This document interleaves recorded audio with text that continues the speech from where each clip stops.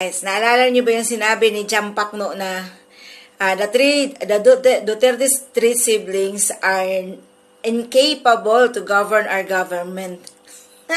Ngayon, Jam, kinsa gigabaan, mirisi. Gigabaan ka na, Jam. Ngayon, nasaan na yung channel mo? Nasaan yung page mo? Wala na.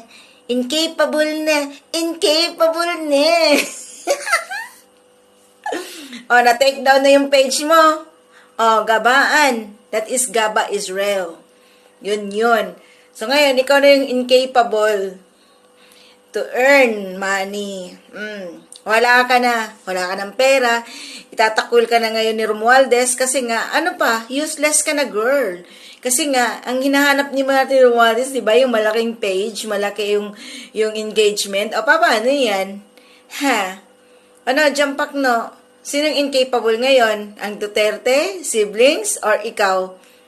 Actually, you're not incapable talaga na pakinggan. Pero sa kadahilanan, kaming mga taga Davao at mga Duterte supporters, gigil talaga sa'yo sa kadahilanan na sino ka noon? Tinulungan ka ng mga Duterte, di ba? And especially sa anak mo, no? Pagkatapos wala ka utang na loob, ngayon, kulang pa yan, girl. Kulang pa yan. Pumunta ka ng Davao, kakalad ka rin ka talaga ng mga taga-taong Davao. I promise. Gaba is real.